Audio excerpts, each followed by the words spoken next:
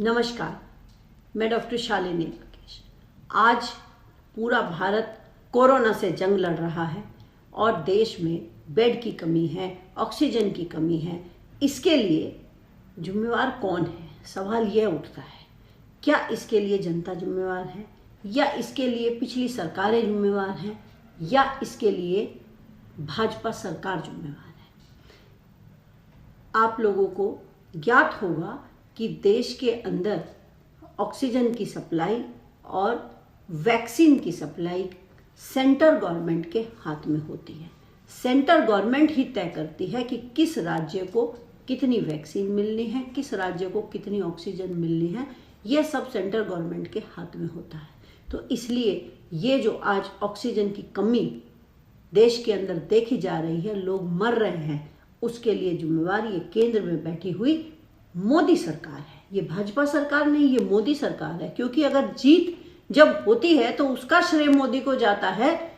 तो जब सरकार नाकाम हो रही है, यह एक पॉलिटिकल फेलियर है।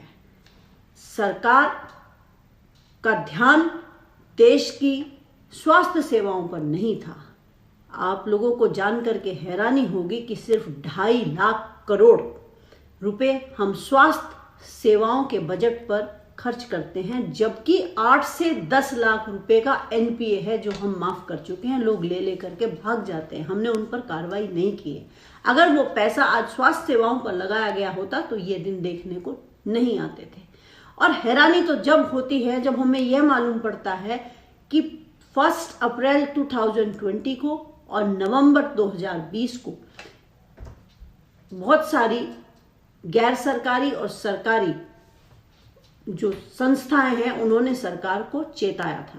एक संसदीय कमेटी जिसकी अध्यक्षता प्रोफेसर डॉक्टर रामगोपाल यादव जी कर रहे थे, उन्होंने भी सरकार को चेताया था कि देश के अंदर ऑक्सीजन की कमी हो सकती है और आपको ऑक्सीजन का मैनेजमेंट करना चाहिए। लेकिन सरकार ने इस पर बिल्कुल भी ध्यान नहीं दिया। उन्होंने तो वैक्सीन पाकिस्तान को दे दी। सरकार को सिर्फ चुनाव जीतने में ध्यान है। सरकार को जनता की जान जा रही है, उससे कोई फर्क नहीं पड़ता है। इसके लिए हम जनता भी उतनी ही बराबर की जिम्मेवार है जितनी ये सरकार है। क्योंकि हमने तो अस्पताल के नाम पर वोट दिया ही नहीं, हमने तो शिक्षा के नाम पर वोट दिया ही नहीं, हमने तो वोट दिया राम मंदिर के नाम पर, हिंदू राष्ट्र के नाम पर, 370 के नाम पर। हमने तो जाति के आधार पर वोट दिया, हमने तो हिंदू मुस्लिम के आधार पर वोट दिया, तो वही हमें मिला भी है। आज हम सरकार से यह पूछने की हालत में भी नहीं है कि आपने अस्पताल क्यों नहीं बनाए, आपने ऑक्सीजन के प्लांट क्यों नहीं लगाए। क्योंकि किस अधिकार से हम पूछे? अगर हमने वोट ये सोच करके दिया होता तो आज हम पूछने के अधिकारी होते, हम उनका गिरेबान पकड़ सकते थे। लेकिन अब हम कुछ भी नहीं कर सकते हैं। इसी का नतीजा है कि आज सरकार, जब बिहार में चुनाव होने के लिए भाजपा गई थी तो भी उन्होंने यही कहा था कि आप हमें वोट दो, हम आपको वैक्सीन देंगे।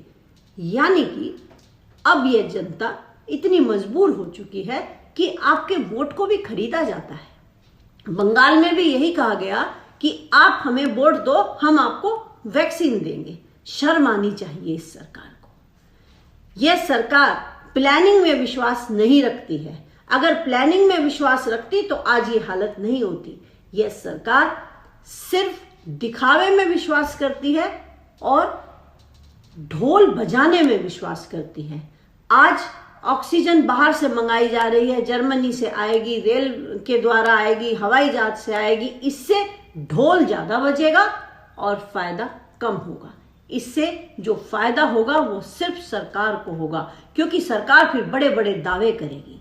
जैसे कि उन्होंने पहले कहा था कि हमने तो कोरोना से जंग जीत ली है और मोदी ने तो कोरोना से जंग जीत ली है। सरकार प्लानिंग में विश्वास क्यों नहीं करती है? इसके पीछे एक बहुत बड़ा कारण है। क्योंकि अगर सरकार प्लानिंग से काम करती और देश के अंदर अच्छे अच्छे अस्पताल, एम्स खोल दिए जाते और सभी हॉस्पिटलों के साथ में ऑक्सीजन प्लांट बन गए होते, तो ये दशा देखने को नहीं आती, उससे ऐसा त्राहिमाम नहीं मचता, सब कुछ शांतिपूर्वक चलता रहता। हाँ, सरकार का खर्च जरूर ज्यादा होता, लेकिन अब त्राही त्राही मची हुई है, लोग मर रहे हैं, ऑक्सीजन नहीं मिल रही है। तो अब आप जो काम खड़े पांव करेंगे उससे आपका नाम ज्यादा होगा।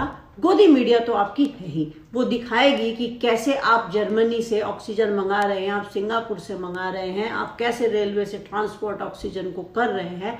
और इस सब का फायदा भाजपा को होगा, क्योंकि दोबारा से मोदी को मसीहा बना दिया जाएगा।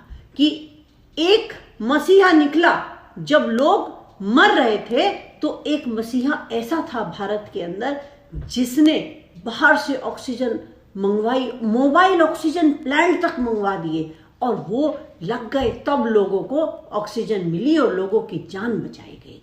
फिर इसके नाम पर वोट मांगे जाएंगे।